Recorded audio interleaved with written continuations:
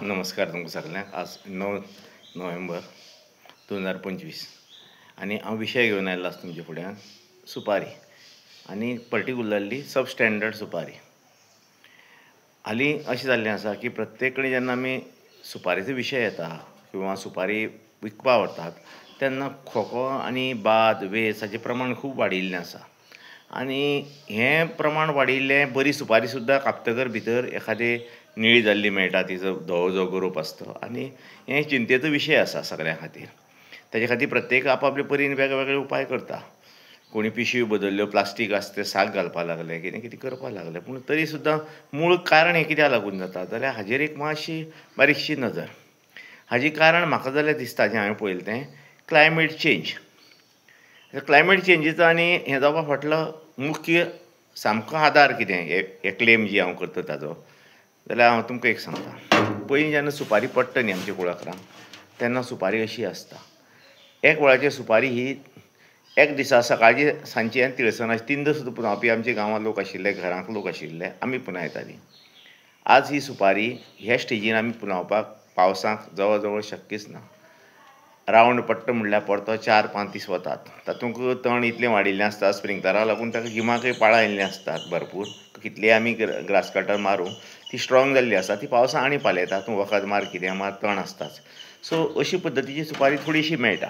मागीर second stage येता ह्या सुपारेची. ही 2-3 दीस वतकच ही सुपारी अशी जाता ती नजरेक सुद्दां भरना. आनी तण हूल जर आसलें जाल्यार ती तर सामकीच नजरेक भरना. किंवा लेबर शॉर्टेज, अती कंटिन्युअस रेगुलर पावस जाल्यार ती नजरेक भरना. हाजे फुडली स्टेज हो 3 दीस वतकच हांगा ऑलरेडी दिसपाक लागलो तुमकां देठा कडेन हांगा. हाजी फुडली स्टेज म्हणजे ही सुपारी अशी जाता, अशी सूत दिसपाक लागता सुपारेची. सुतां अशी फक्त फायबर आसा तें दिसपाक लागता. उबी फायबर आसा तें सुपारेचें जें उबी फायबर आसता तें दिसपाक लागता. आतां कितें जाता, ह्या स्टेजीचेर जशी सुपारी उदकांत फुगली ही सुकपाना. हे सुपारेक पयलीं वयर आशिल्लें कवर आशिल्लें, वॉटरप्रूफ कवर. हें कवर आसतना ही सुपारेक कितली उदकांत उरली म्हूण त्रास जायनाशिल्ले. पूण जेन्ना ती ह्या स्टेजीक उदकांत उरली की तिचें फायबर कुसपाक लागलें दीस वतकर. हें फायबर भायली जशी स्कीन कुसली तांबडी आसती की फायबर एक्सपोज जालें. फायबर म्हणजे हें उबी सूत दिसता तें. आनी हें स्पंजा भशेन उदक भितर ओडून घेता.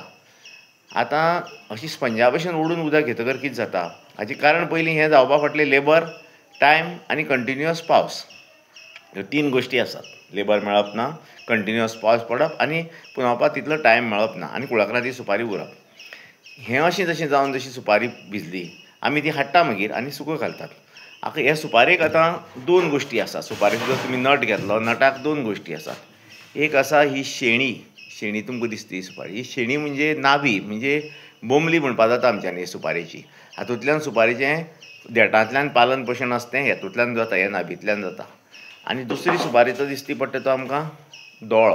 आतां हो दोळो दिश्टी पडटा. नाभीचे सायडीन आसा तो दोळो. ही नाभी पळय सुपारेची, ती आनी तिचे सायडीन आसा तो हो क्लियर दिसता तो तुमकां दोळो. तर ह्या दोळ्याक जो कोम आसा, आतां सुपारी आमी फाल्यां कोमावपाक जर गेले जाल्यार कशी सुपारी आमी कोमायतात? आमी सुपारी कोमावपाक सादी एक गोश्ट करतात. ही सुपारी घेतात, उदकांत फोव घालतात, 4 दीस 3 दीस प्लास्टीक पिशवेन घालतात, जाळयेच्या कांदे बीन येतात तसली जाळी, वारें लागता तिका, आनी उबी करून दवरतात आनी तिचेर उदक शिपडत रावतात मदीं मदीं. एक 15 दिसांनी सुमार सुपारेक कोंब येता. हो कोंब येवपाक 15 दीस ह्या प्रोसेसांक वतात. पूण कोंब येवपाचो प्रोसेस कितले दिसांनी स्टार्ट जाता जाल्यार हे कंडिशनाक सुपारी पावली म्हणजे कोंब येवपाचो प्रोसेस स्टार्ट जालो. आतां कोंब येवपाचो प्रोसेस स्टार्ट जालो म्हणजे कितें जाता, आमकां कोंब दिश्टी पडटा ना. दोळो आसा तातूंतल्यान एक बारीकशें जर्मिनेशन प्रोसेस स्टार्ट जाता. पयलीं फळ तन्नें आसता, जून जाता, पिकतकर फळ जालें, ताची लायफ सायकल सोंपलें. आतां तें पुनरुज्जीवन करपा म्हणजे पुनरुत्पादना खातीर तें प्रयत्न करता. म्हणजे ताचो कोंब आतां सुप्त अवस्थेक आशिल्लो तो कोंब आतां जागृत अवस्थेक येवपाक लागता. आनी तो जेन्ना जागृत अवस्थेक येवपाक लागता तेन्ना तो दिश्टी पडना, पूण तो प्रोसेस स्टार्ट जाल्लो आसता आनी आमी ती सुपारी हाडटात. मागीर तितलें म्हणल्यार आमकां मेळटा टायम, तितलें म्हणल्यार आमकां वत येता किंवा सुकोवपाची पद्दत मेळटा आनी ती हाडून आमी सुकत घालतात. वाळगुवपाक घातल्यार सुद्दां जाली, प्रोसेस बंद जालो. आनी तो प्रोसेस वाळगुवपाक घातल्यार सुद्दां घरांत किंवा सावळेक हाडून जसो घातलो किंवा वता पडलो तो प्रोसेस थंयच्या थंय फ्रीज जाता. प्रोसेस फ्रीज जाता कितें जाता, हो जो दोळो आसा तो ऑलरेडी सामको कोंब, तो मोव सामको, तो सुकता आनी तो आवळटा. आनी तो आवळटकच सुपारेक एक बुराक तयार जाता. आनी बुराक तयार जाता, एक एक तो कोंब झडून पडटा, एक एक तो कोंब थींच उरता, एक एक तो कोंब काळो जाता. पूण हें कितेंय जरी जालें तिना भितरलें जाल्यार सुद्दां थंयच्यान भितर एक एंट्री मेळटा बारीक जम्साक मायक्रो ऑर्गेनिजमाक, आनी तातूंतल्यान मायक्रो ऑर्गेनिजम भितर वता आनी सगलो पळय सुपारेचो गरोवप आसा तो निळो जाता. आनी निळो जातकर आमी फोडल्या म्हणटा बरी दिसता सुपारी, पूण फोडल्या भितर निळी. हें कारण ताजें मुख्य कारण आसा. आनी हें कारण आमकां सगळ्यांक पिशवी आमी बदलपाक शकता, आनी कितें करपाक शकता, पूण हें जें मुख्य कारण आसा की पावस खूब पडप आनी कंटिन्युअस पडप आनी पुंजोवपाक वेळ वचप आनी ती पावस सुपारी उरप, हेंच मेजर हे प्रॉब्लेमाचें रिजन आसा. म्हणजे हें जें आमकां दिश्टी पडटा सुपारी खुबशी खोको जाता ताजें मुख्य कारण आसा.